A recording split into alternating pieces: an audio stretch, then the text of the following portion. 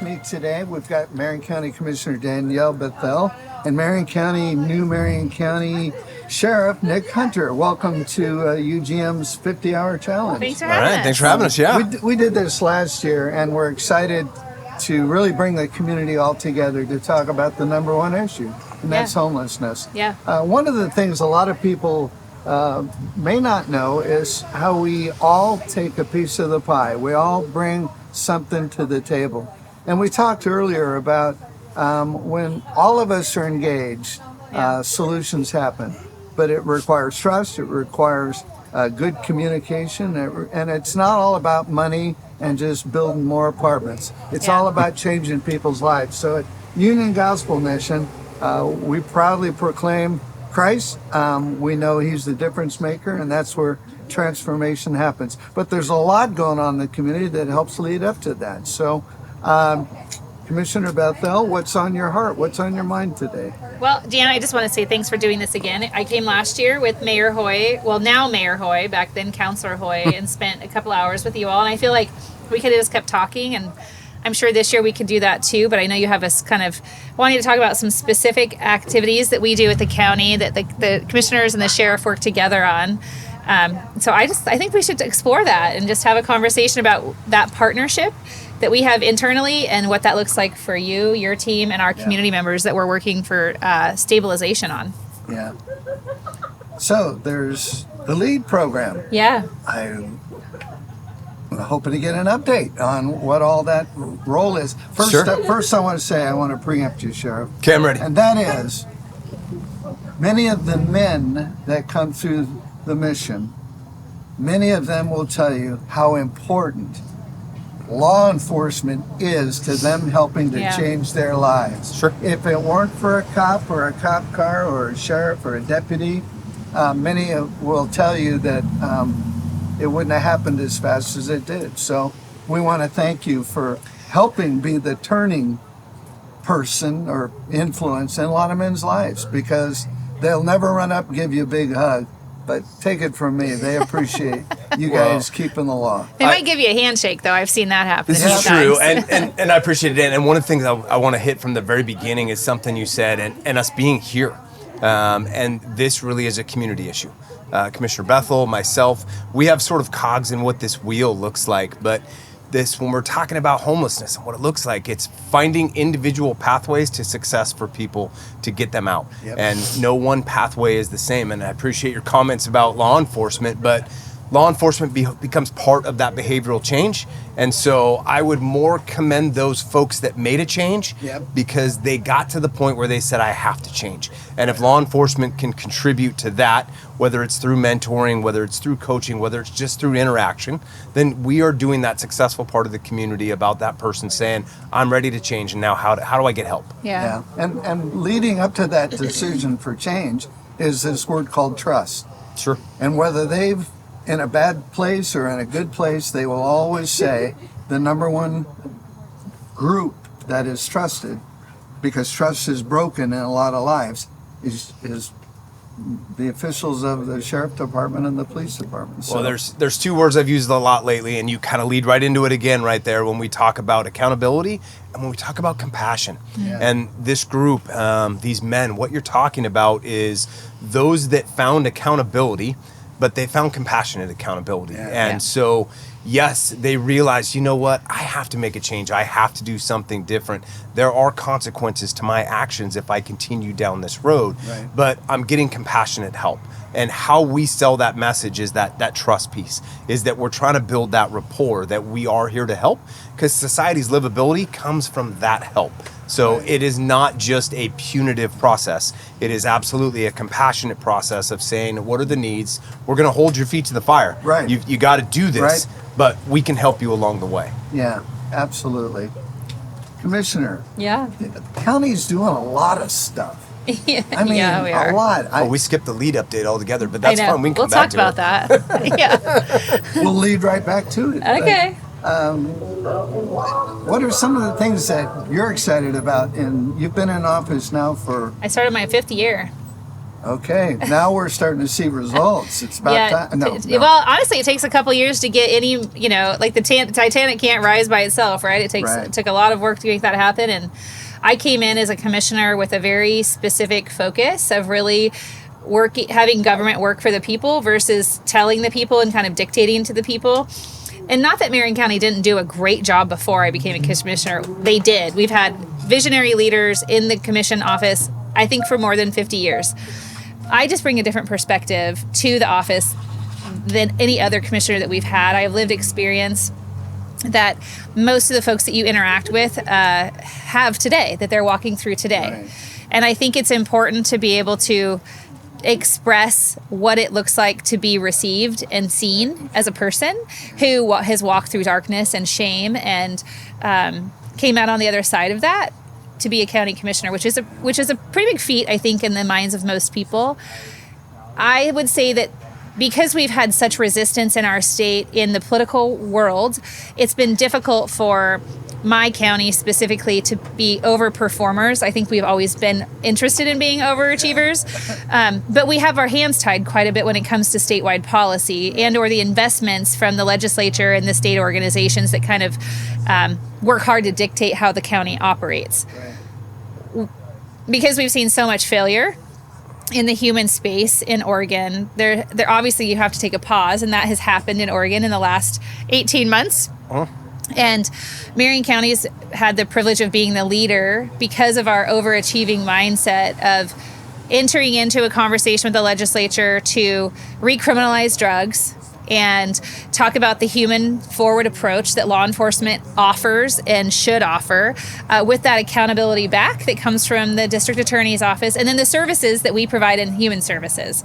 As a trifecta working together, we've designed a system that offers people a path of either real accountability through law enforcement in jail, if that's the path they choose, or treatment, and it's introduced to them through law enforcement. Yeah. So we have the LEAD program, which is the law enforcement assisted diversion employees work in the sheriff's office. They're all individuals with lived experience, whether that's drug use or homelessness or incarceration. I can't speak to determine if every one of our navigators have been incarcerated, but most of them have. And they can talk about that accountability piece and that relatable interaction on the streets, which is super important. And then the sheriff and the district attorney's office designed a new system in a new docket on our court called Restore Court. And it's a system that's all working together with real accountability, with real access to treatment. But if the individuals choose not to engage in treatment, there is a backstop, which is jail, because our community does need to be safe and people do need to have bumpers. I'm super proud of the work that we do, and our sheriff and his what I really consider a people forward approach to make sure that we can love the people up, stabilize them in our community, and help them invest long term in themselves and the environment around them. Sure. So homelessness, are we making a difference in that going down, or just people, not so much the homeless going down, it's a pot of water with water coming in and out of it. What is exciting to hear about is how many people are returning to the community, whether they're in a diversion program or whether they're a graduate of our recovery program. That's the statistics that is hard to convince people of. What you see on the sidewalk isn't the end of the story. Yeah. It's part of the story. And then how they move to success back to the neighborhoods, the human factor is critical. And we need to make sure that folks know that we're in the business of working on that metric, not necessarily the one about just, do we have enough beds? I mean, that's one. But I think Marion County's taken more of a recovery results orientation than a how bad is this problem. Well, just before the sheriff jumps in, because I'm sure he has lots to say about that, I just want to say that it's important for our residents to understand that when we make an investment as a county, we look at how far we can take the dollar of the taxpayer. And if we're just going to continue to let people recidivate, we're just burning their money. We're just wasting it. Yeah. So taking that human forward approach, sometimes it takes a long time for recovery to catch on, for healing to begin. Right. And it takes that what we consider just like the hamster wheel of connection, constantly making those touches, building those relationships, establishing that trust, and introducing them to the paths that are available to them. There's no wrong door approach into treatment, into housing, into whatever supported services that you need. And sometimes the frustration that we feel from our residents is like, can you hurry up already and figure this out? Which is completely understood. I live in this community too. Sure. On the way here, literally, there was a person sleeping on the corner of a downtown sidewalk intersection. And, Reagan and I saw them and I thought, man, he's miserable. The people walking around him are miserable. This is not okay. What are we going to do about that? So we're putting the systems in place and we're expanding our services consistently in the health department to partner with law enforcement and treatment providers in the community to make sure that we can just bring them in any door when they say they're ready, but also continue to encourage them to look for the door. Yeah. It's a perfect lead in. So I just had a conversation earlier today with some of our lead folks. We have one brand new lead navigator that's all up and running now and going through her kind of final stages of training before she'll be able to be a navigator on her own. Okay. But kind of to your point, and I'm going to go back to what Commissioner Bethell said, we can't raise the Titanic in a day. Right. I've never heard exactly that reference, but I like it. So the Titanic's not coming back up. Yeah. I mean, is it? Let's be. None of us know that. Fair enough. Okay. But I think where we need to talk about and where we measure is who's that one person in a day that we in fact help. And so there was a big conversation about we have a new position within LEAD. Deputy Josh Tribby's filling that position, and it's an outreach position. And what we needed to do was take a more hybrid approach to what we were doing with LEAD. A lot of it was reactive. What I mean by that is folks were coming to us, but coming to us through criminal justice system. That's how we were coming in contact. This is another contact or another conduit where Josh has the ability to not just respond to calls, but he's in fact going out and initiating contacts. And it gets right back to where you're at, Clem, with the concept of building rapport. And as you build rapport, and Commissioner Bethell talked about it, it's that hamster wheel that spins. So you see me on day one, and on day one, it's adverse. You actually don't want to talk to me.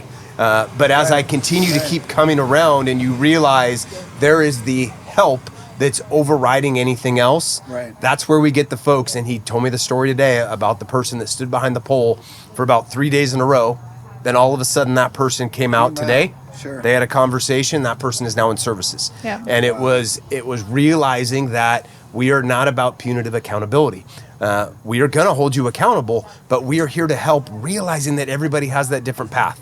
And so we're not going to force you into that conversation, but we want to be present to where we can find the influencers in some of these larger groups. Where's the influencer? Right. Because just like in anything, I need to find that person and get that person into services because that person will then tell everyone else. You mentioned it earlier, that one person a day. What? I was using that more as a model. It's metaphoric. Oh, no, but bring it out. But metaphorically, when we look for, and as humans, we want data. And when we talk about data, if I show you the number 1, you just don't see that as being a significant point. It is, though. If you look at the totality of the problem, one at a time. If we're solving one person's problem, and understand a lot of when we talk about the homeless community, there's some tight bonds in that homeless community. And so if you find that person and you successfully move that one, and I'll use the new lead navigator, that was something she was talking about today was, I can do this. And if I can do this, so can you. And it's that motivation that gets us to the behavioral change of, you know what? I do want to change. I don't want to be on the sidewalk anymore. I don't want to live at Wallace Marine Park anymore. And the key to that is constant contact, relationship building, and that builds trust. About a year ago, UGM, we have the search and rescue program, which is very similar to what you're talking about. But we knew there was one influencer at Wallace Marine Park to bring in a gal who was essentially trapped there. Yeah. And so multi-groups came together, met with her, got her what she needed for a while, and then one day she decided to come in. Yeah. come in. And that's the one person. I mean, we're building this community one person at a time, Right. at least. But to have that mindset is a great place to start, Yeah. because it really is about relationship. It's about constant contact. And it's just so refreshing to have Marion County be a major partner with UGM, with other agencies, with other nonprofits. But we're talking about people who want to change, and we're talking about people who want to really change Yeah. their lives, and we're there for them. And it's so there's a number of us that are providing all these supports, but I know that Marion County of late has really amped up its health services. Yeah. It's like, come on, talk to me. Tell me what that's... Yeah. So when I came in as a commissioner, I did a pretty big overview of like what's happening in the health and human services system of care for Marion County. Right. I am a product of the service system. I lived it my entire youth and in my young 20s, navigating government assistance. I was in poverty for, until my husband and I were probably in our late 20s, early 30s. And so we constantly knew that we didn't know. We always leaned in for help to make sure that we could maintain our housing, feed our kids, have access to appropriate health care. Wow. What I know to be true is that finding that doorway is difficult. Understanding what's available to you and where to find that system or that person. Right. Am I the appropriate recipient? There's all these questions that people who are experiencing poverty go through because of the oppressive nature of the shame that comes with being in poverty. So I introduced this mindset that I have to my peers and to the administrator and our other, directors at the county that do this work, and just said, we can't do everything, and we can't always operate in a crisis. Right. But we are in a crisis right now, which means we need to look at all of our services and decide which ones we pause and focus on that crisis so we can get out of it. Right. And so we've done that through the support of other organizations that the federal government specifically. Like, we advocated really hard for the Medicaid 1115 waiver to expand. I believe that housing is a form of health care. Sure. If I could go on and on about that, but I think the reality is that if we don't put people in a safe place, and I call it the escalator housing. I don't believe that you bring somebody from Wallace Park and put them in an apartment. Right. I think you bring them out of that park and you escalate them based on their abilities, their skill sets, their desires.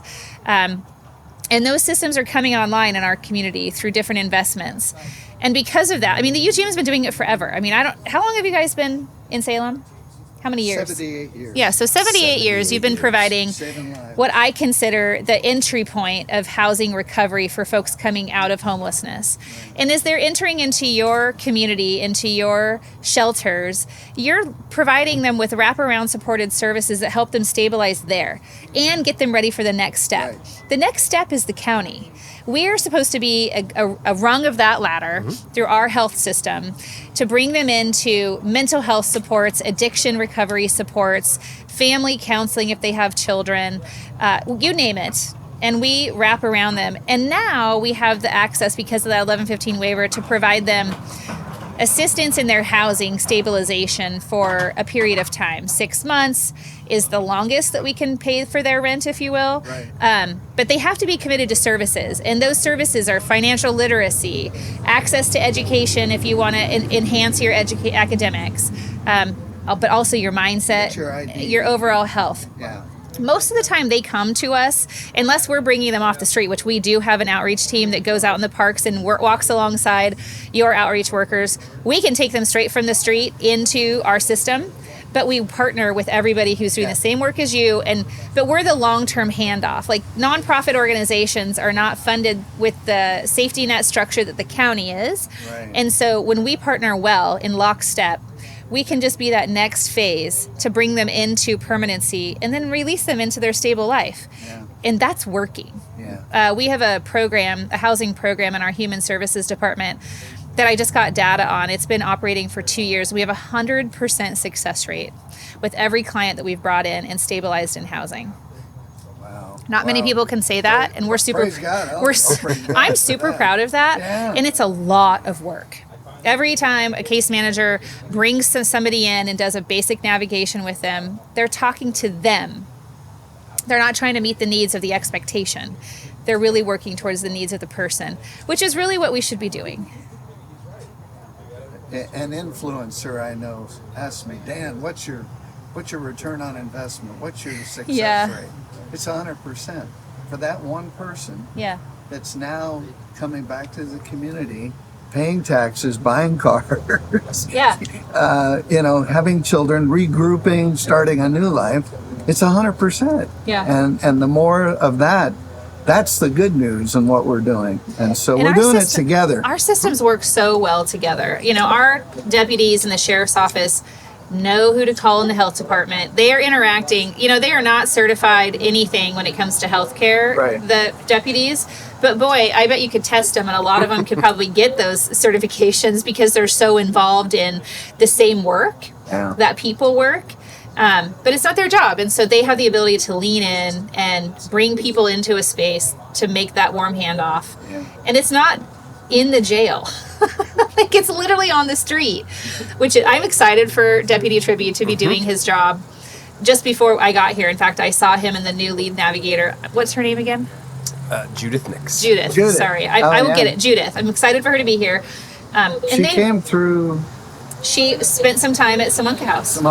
Yeah. And she came through our lead program.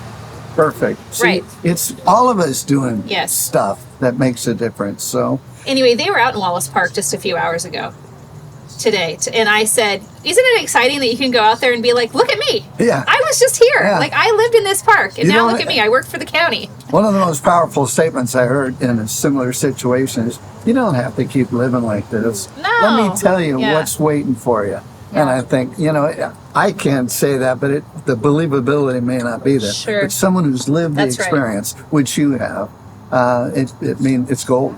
Yeah. So it's really cool. It's something people can trust. And again, it's about that relationship. It's about trust. So, as we partner together, I'd be remiss if I didn't say our appreciation for helping us with Samunka Place. You're welcome. The expansion remodel. The RFP is out on the street for all of you contractors. Yes, come on, let's get it going. Get that construction going. We're very excited about being able to add some more beds, but we're converting it more to a family shelter. Yeah, I'm because really the gals excited. have got kids, and 10 years ago it was mostly single gals. So we're changing with the times. We're doing it in lockstep with our partners in the community, and we're blessed. We're grateful, and it just doesn't get any better than this. So, That's the way that it has to be. When you talk about that wraparound care system, that's the way it has to be. Yeah. It's all of those cogs have to be filled to make that wheel go round, and that's the biggest piece, is that everybody doing their part and doing their part with that same mission, that same outcome of one person at a time, and then that's our measure as well, one person at a time. Because you're exactly right. It is that person that we help that gets back. That's 100% win. Yep, 100% success rate. And that's what happens when we all come together. Yeah. Because we don't know what that person needs. We don't know where that person's been. But we can sure help them make the next best right decisions. Yeah. And they make those decisions. Yes. That's what works, not because of something that was forced. Behavioral change will tell you that. Behavioral change is absolutely, to get to influence and persuasion, you've got to start with rapport. But that influence and persuasion, you're trying to persuade that person that you need a change for you, not you need a change for me. Yeah. And obviously at Union Gospel Mission, we share the gospel. And that definitely changes behavior. And it does it for the rest of a person's life. So we're just blessed that be a part of the community and do that. If either one of you could tell the listening audience out there one thing they could do to help with homelessness, that's simple.